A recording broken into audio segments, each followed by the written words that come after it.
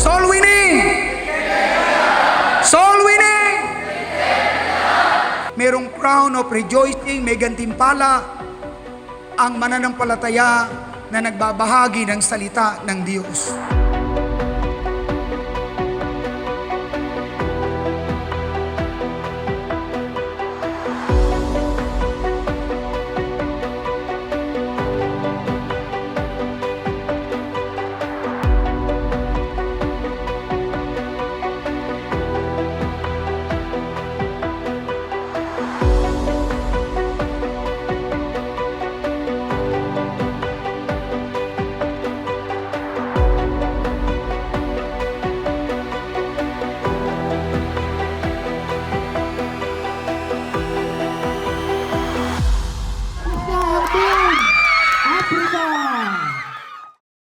Maraming preparations, hindi lang kami sa lahat ng mga churches, prayerfully and financially. Salamat dahil may mga nakakatuwang na mga church staff, may supportive na mga church members para magawa ang camp na ito. Kagabi nagkaroon tayo ng bonfire. Dito nagsimula ang ating commitment.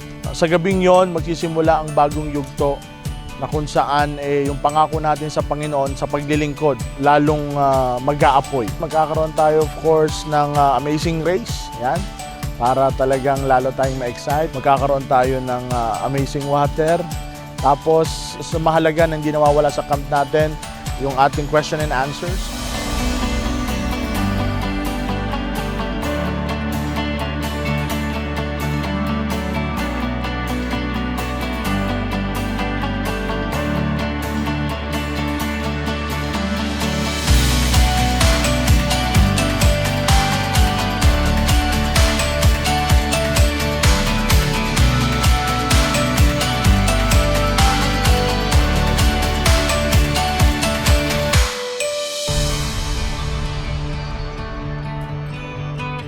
Camp. Ito yung lugar kung saan directly kakausapin tayo ng Panginoon. Dahil dito talagang Word of God, activities, talagang lahat related sa tema, related lahat sa pinapagawa ng Panginoon sa atin. Dito sa camp, dito mo probably matatagpuan yung kalooban ng Diyos sa buhay mo.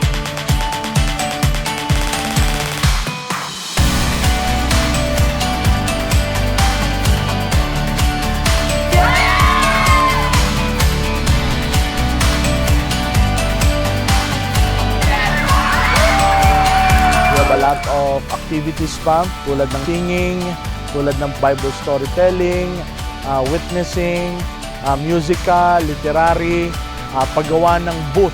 So dito sa camp, dahil world missions ang settings natin, gagawa tayo ng world booth.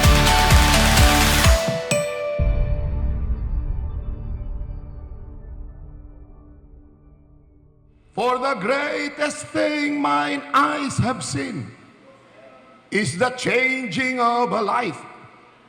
When a sinner falls down on his knees and gives himself to Christ, nothing moves my soul to tears than the joy redemption brings, and to witness true salvation, hello, is the greatest thing my eyes have ever seen.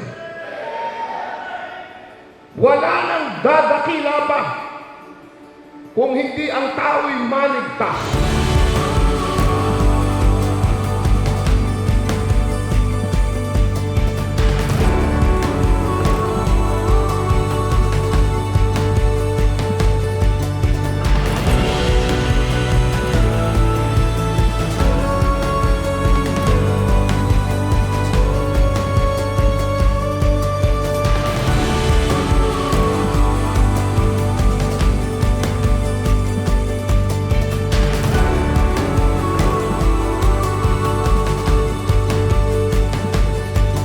Kapatid, minsan at magpakailanman, merong namatay para sa iyo at sa akin.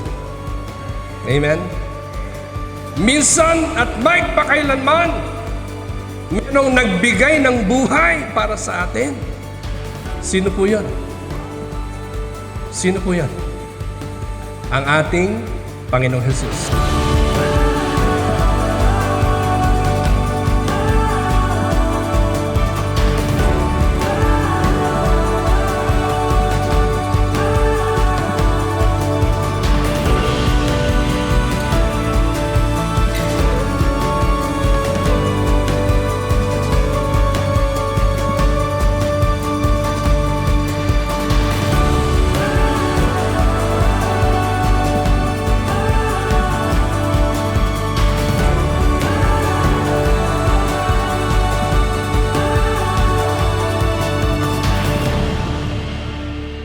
At nakita ko kanina, maraming first-timers. Maaari naman kahit second-timer ka, o kahit third, o kahit lagi kang umaattend ng camp. Isang bagay po ang alam ko na mabuti at maganda. Yung ma-refresh yung ating kaligtasan. Amen? Kaya hindi ako makapag-surrender ng buhay sa Panginoon kasi iba ang utak ko, iba ang takbo ng puso ko, iba ang takbo ng buhay ko. Kaya sa tuwing merong invitation, nag-aalangan ako mag-surrender ng buhay dahil ang buhay mo ay nasa world. So everything starts with change. If you do not change, you got the theory, pero wala na bago. What I want you to focus on now is the word change. At any moment, any person can change. Kung kayo po'y naglilingkod sa gawain ng Panginoon at nandun kayo, nagtuturo kayo ng banda na kung saan kahit wala kayong kasama, gagawin nyo yan dahil alam natin na ang Diyos ang ating pinaglilingkuran. Magsusulwinin ka kahit ikaw lang mag-isa, kahit anong sabihin ng tao, gagawin mo pa rin dahil pinaglilingkuran mo ang Diyos.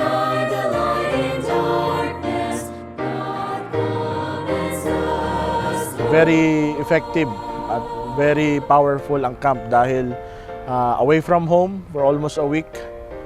Word of God, new friends, new environment na talagang secluded para makinig ng salita ng Panginoon. Being a Christian is not just a title. It is a position na ilalagay sa iyo kung ito ba ay sisirain mo o tatayuan mo hanggang dumating ang Panginoon. Gusto natin kasi aangat tayo. Gusto natin kasi baka makilala tayo, mga kapatid. Tandaan po natin, itong tiwalang ibinigay sa akin, yung tiwalang ibinigay sa iyo is to please Him. Ang mga panalangin ba natin ay naka-align sa will ng Panginoon or naka-align sa sarili nating pagnanasa ng ating buhay? Huwag kang mahilig, huwag kang mainggit, kaya dinidesire mo yan. But desire the will of God, and I will assure you that God will lead you in the good life. Baka nandito ka ngayon, may ibibigay sa iyo at pagkakatiwalaan ka ng Diyos ngayong araw na ito. Kung hindi kayo magpapagamit sa Panginoon, kung hindi kayo gagamitin ng church, kung hindi kayo maglilingkod sa Panginoon, ang mundo ang gagamit sa inyo at ang mundo ang makikinabang sa inyo.